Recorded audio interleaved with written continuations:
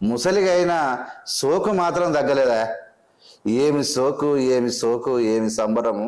చిన్నపిల్లని లేకున్నాడు, ఇప్పుడు పసిపిల్ల తొట్టెళ్ళకి వెళ్ళిన పిల్లని లేకున్నది స్కిన్. అబ్బాబాబా, గడ్డము, ఆ కథ, ఆ నునుపు. చదువు తక్కువ, సోకులు ఎక్కువ. దేశభక్తి తక్కువ, దైవభక్తి కూడా తక్కువనే. బిల్డప్ ఎక్కువ, బిజినెస్ తక్కువ, ఏముండదు. ఏతులు కూడా ఎక్కువనే. ప్రజలకు మిగిలేది మాత్రం బూడిది, సున్ననే.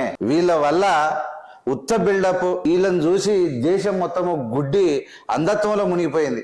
ఏం పాడు చేసిరో పాడైపోరు. ప్రపంచ దేశాలకు ధీటుగా భారత్ అంటే గజ గజ గజ వణికే భారత్ లో ఉన్నటువంటి విధానం అప్పుడు ఉండే. నిజంగా స్వామి వివేకానంద గారి టైంలో కానీ, లేదంటే రామకృష్ణ పరమహంస టైంలో గాని ఒక అద్భుతమైనటువంటి పీఠాధిపతులు దేశాన్ని ఆల్ చేస్తే రాజకీయాలను సన్నాసనమయం చేసినటువంటి సన్నాసులు వీళ్ళు. గుళ్ళల్ల గోపురాలలో మనుషుల యొక్క మస్తిష్కాలను మార్చేటువంటి సన్నాసులు ఒక రకమైనటువంటి దైవ చింతనలో నిమగ్నమయ్యే విధానాన్ని, క్రమశిక్షణ నేర్పినటువంటి వాళ్ళుండి వాళ్ళ పని మీద వాళ్ళు ఉంటే, వాళ్ళు చేసే పని వాళ్ళందరూ తీసుకొచ్చి రాజకీయాలు పెట్టి మొత్తం రాజ్యాంగాన్ని గబ్బులేపి ప్రజలను మొత్తము ఏం లేదు, ఒకటి ఇంత బొట్టు రుద్దుకొని కొట్టుకొని నమశివాయన, ఈయనకి భక్తి లేదు, ఓ పాట పాడమస్తుంది, ఏమొస్తుంది నాకు? దైవ భక్తికి సంబంధించినటువంటి ఒక పాట పాడమని ఈయనకి ఏమొస్తుంది? ఇవన్నీ షోపుటప్పులే.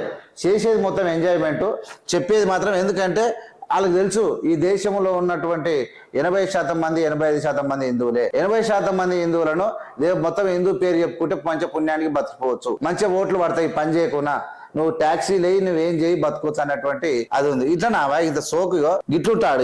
ఏమైనా చింత ఉందా? ఈ దేశంలో ఉన్నటువంటి ప్రజలు ఉద్యోగాలు లేవు, బతుకులు లేవు, ఆగమైపోతా ఉన్నారు. మొత్తం ముక్కు వెండి ఉసులు చేసుకుంటాగో అద్దాలు చూడు, ఆ సోకు ఓరే అబ్బో. కోట్లు షూటు బూటు ప్రధానమంత్రి చెప్పతరంగా